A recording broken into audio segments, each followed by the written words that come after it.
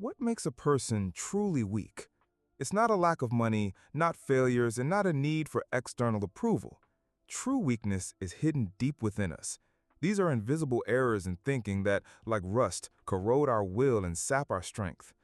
Unknowingly, we create mental traps that prevent us from living a full life. Want to find out which 5 traps are holding you captive and how to break free from them? Then let's begin. Error number 1. Living in the illusion of control. Many people think life is a chessboard where every move can be calculated. They believe that if they are diligent enough, smart enough, and careful enough, they can avoid all problems. They make plans for years ahead, mapping out every step, every minute.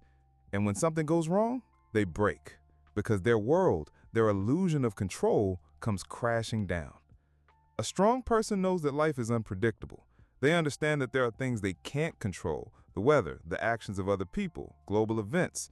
They don't waste energy fighting the inevitable. Instead, they focus on what is within their power: their thoughts, their reactions, their actions. Let's look at this from a skeptical point of view. We can't know the future with certainty. Any prediction we make is just a hypothesis based on available data, and that data is always incomplete.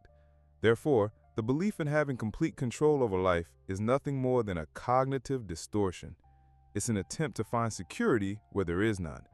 It's like building a house on sand and being surprised when it collapses during a storm. Here's an example. An acquaintance of mine, let's call her Vera, planned out a perfect career. She graduated from a top university, got a job at a prestigious company, and worked 12-hour days.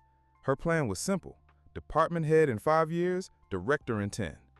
But life intervened. The company underwent a restructuring, and her position was eliminated. Vera was devastated. She couldn't understand how her perfect plan could have failed. She spent months trying to find a similar job, but without success. Her self-confidence was shattered because she believed that success was solely the result of her efforts. Another acquaintance, Dmitry, approached his career differently. He worked just as hard, but always kept in mind that things could change. He developed various skills, networked with people from different fields, and was always ready for new opportunities. When his company faced a crisis, he didn't panic. He used his connections and skills to quickly find a new job in a different, more promising industry. He didn't control the events, but he controlled his reaction to them. He was prepared for uncertainty. To become stronger, you need to let go of the illusion of control. Stop trying to manage every aspect of your life. Focus on being flexible. Accept the fact that you can't know what will happen tomorrow. Learn to adapt. When you embrace uncertainty, you stop being afraid. You start to see opportunities where you once saw only threats. This is what true strength is. Error number 2, living in the past or the future. We are constantly trapped in time. We either dwell on the past, reliving old hurts and mistakes, or we live in the future, endlessly planning and worrying about what hasn't happened yet. We are rarely here and now, in the moment. We miss the present, and this makes us weak. This weakness not only makes us unhappy, but it robs us of our ability to act. When you live in the past, your decisions are based on outdated information. You try to fix what has already happened. And when you live in the future, you are paralyzed by fear. You're afraid to take a step because it might lead to some imaginary scenario. You become a spectator of your own life, not a participant. A strong person understands that the past is just a story, and the future is just a fantasy. The only thing they have is the present moment. They learn from the past, but they don't let it define their present. They make plans for the future, but they don't let worry about it paralyze them. They live in the moment, enjoying every single second. This doesn't mean they are reckless. It means they are pragmatic. They know that the only moment in which they can change something is now. Every action they take, every choice they make, happens in the present. And these actions shape their future. Skepticism teaches us that memory is an unreliable thing. We often recall events not as they actually were, but as we want to see them. We rewrite our history to fit our current emotions. We can remember the past as a golden age to avoid present disappointments, or as an eternal nightmare to justify our inaction. This is just a narrative we create for ourselves. The same goes for the future. We can't know what will happen. All our fears and hopes are just projections of our consciousness, and they have nothing to do with reality. These projections are products of our mind. We create them ourselves and then let them control us. It's like looking at a shadow and believing it's a real monster. Here's a story from life. My colleague, Oleg, couldn't forgive himself for a mistake he made on a past project. He constantly went back to it, replaying in his head how he could have acted differently. He was a talented professional, but his constant self-recriminations made him indecisive and ineffective. He was afraid to make decisions because he was afraid of making another mistake. His past held him captive. He constantly told the same story about his failure, even when no one asked. It became his identity. He was that guy who failed the project. And as long as he lived in that story, he couldn't move forward. He couldn't take on new, challenging tasks because his brain would immediately say, "You've already failed. Why try again?" This internal battle made him weak and exhausted. With his own hands, he built a prison of memories and locked himself inside it. Here's another example. My friend, Lisa, was constantly worried about the future. She thought about what would happen if she got fired, if she didn't find a good partner, if she didn't manage to buy an apartment. Her brain was in a constant state of anxiety. She couldn't enjoy her current life because her thoughts were filled with scenarios that would never happen.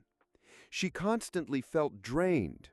She turned down dates because she was afraid they wouldn't lead to anything.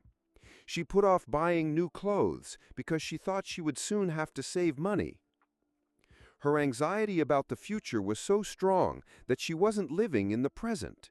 She was giving up joy, opportunities, and experience to prepare for problems that might never exist.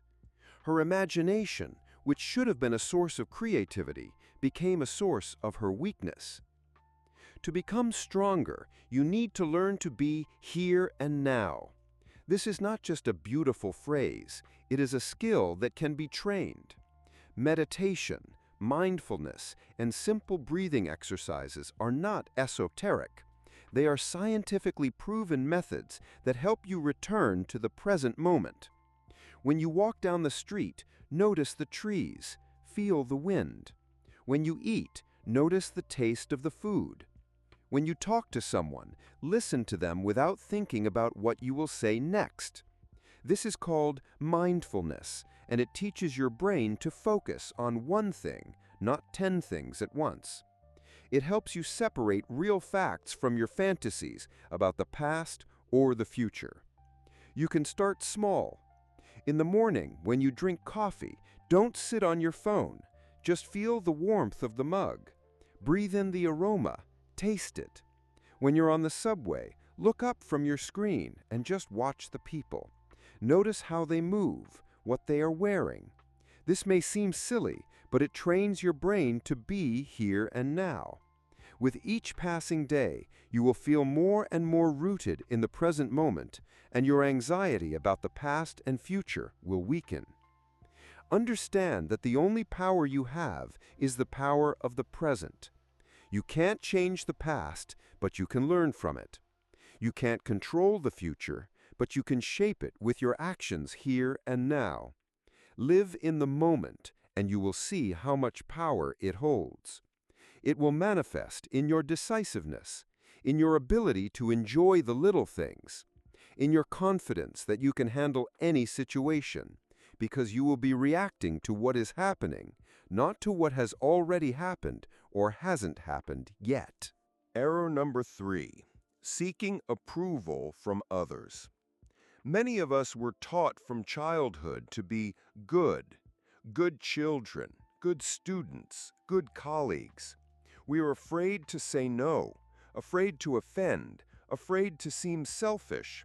We try to please everyone around us, sacrificing our own desires and interests. We agree to jobs we don't like, meet people we're not interested in, and do what is expected of us. This desire to be convenient for everyone is a huge weakness. It makes you a hostage to other people's expectations. You stop being the master of your own life. You live by someone else's script, not your own. As a result, you lose yourself. You stop understanding what you really want, what's important to you, and what isn't. Your energy goes into maintaining other people's illusions about you. Skepticism teaches us to question authority. And the most important authority we must question is other people's opinions of us.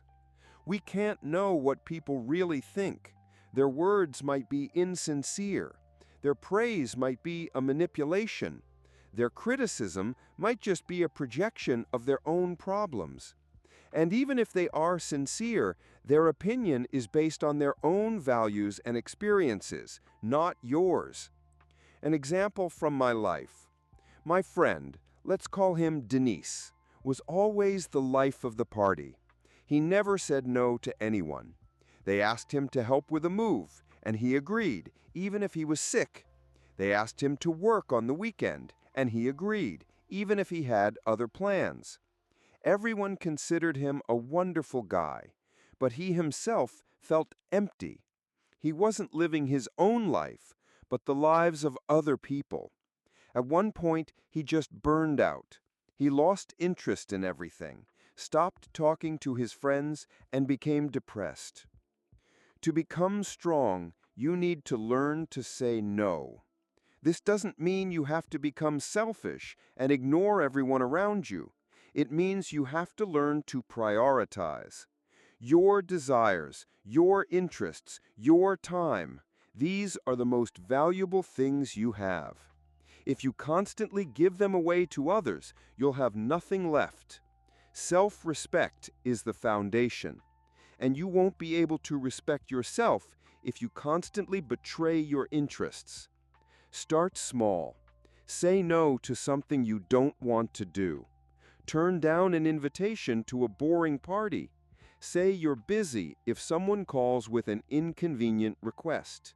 You will see how much time and energy you get back. And most importantly, you will feel your strength returning. You will become the master of your own life again. Error number 4. Constantly comparing yourself to others. In the age of social media, this has become a real plague. We see perfect bodies, perfect travels, and perfect lives on Instagram, and we start to compare. We compare our salary to a friend's salary, our relationships to those of acquaintances, our success to that of celebrities. We look at other people's success and feel worthless. We see other people's victories and fail to notice our own. This endless race turns into a vicious cycle. You try to reach someone else's level, you reach it, but then you immediately find a new, even higher bar, and so on indefinitely. This race has no finish line because you will always find someone you think is better than you. Comparison is the thief of joy. It doesn't let you enjoy what you have. It creates the illusion that you are always losing, and it makes you weak. You start to doubt yourself, your abilities, your decisions. Your self-esteem plummets, and envy gnaws at you from the inside. Envy is not just an unpleasant feeling. It is a destructive emotion that takes away your energy and prevents you from focusing on your own growth. It makes you want other people's achievements instead of building your own. You stop appreciating your own journey because it's not as bright and fast as others. Skepticism teaches us to be critical of information, especially what we see on social media. We must understand that what we see is not reality. It's a carefully edited, filtered, and polished image. Behind every perfect photo are dozens of failed attempts, and behind every successful project are years of hard work and sleepless nights. You are comparing your everyday life to someone else's public facade. This is an unfair comparison. Think about it. No one posts their failures, their doubts, their financial struggles. We only see the tip of the iceberg, and we draw conclusions about a person's entire life based on that small part.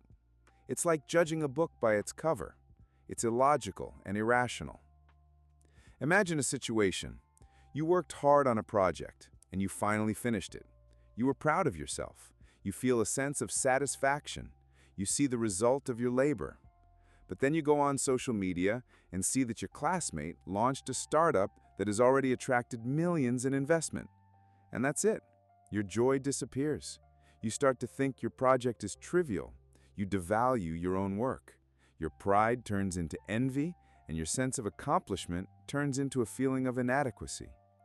At that moment, you stop being strong because you are handing over control of your emotions to another person. You are allowing someone else's success to define your value. To overcome this weakness, you need to understand a simple truth. You are comparing someone else's cover to your own essence. You only see what people want to show you. You don't see their sleepless nights, their failures, their inner struggles.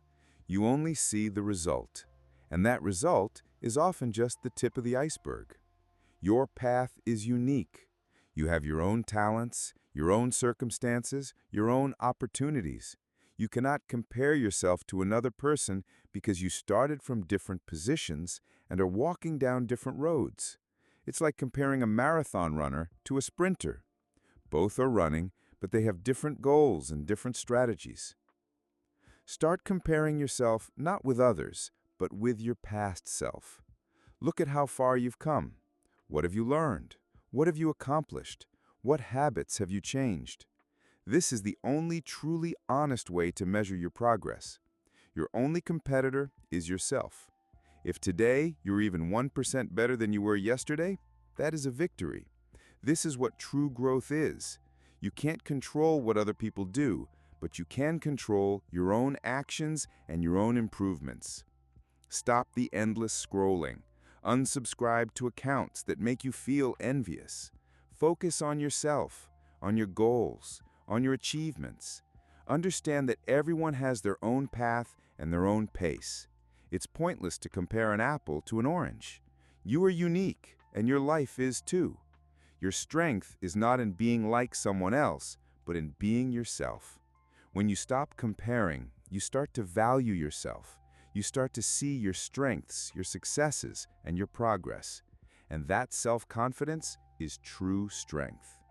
Error number 5, striving for perfection. Many people believe in a perfect world, perfect relationships, a perfect job, a perfect home, and they try to achieve this unattainable goal. They spend an enormous amount of effort, time, and energy trying to make everything perfect. The result is always the same: disappointment. Perfectionism is a mask that hides fear: the fear of not being good enough, the fear of criticism, the fear of failure.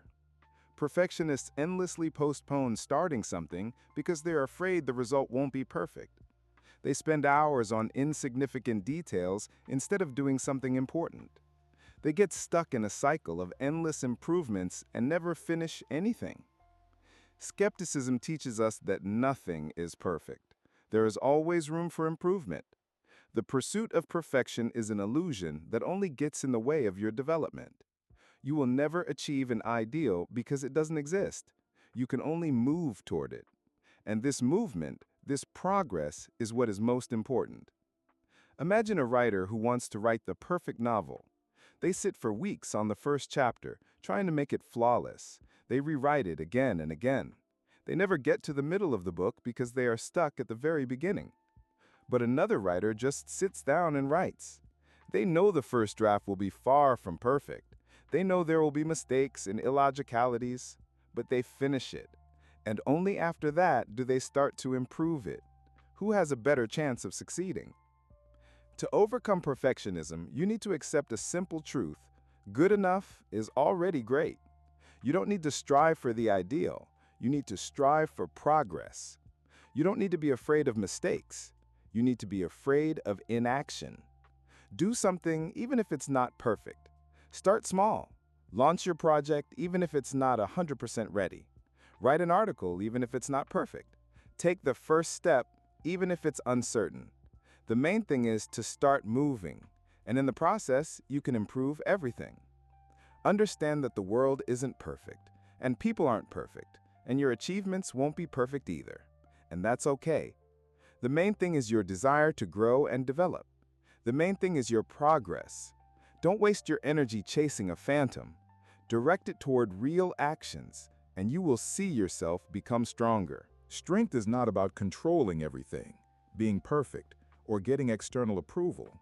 It is about awareness, flexibility, and self-respect. It's not something you get, it's something you develop. It's not a final destination, but a constant journey. We all make these mistakes because that's how we were taught. That's how our world works.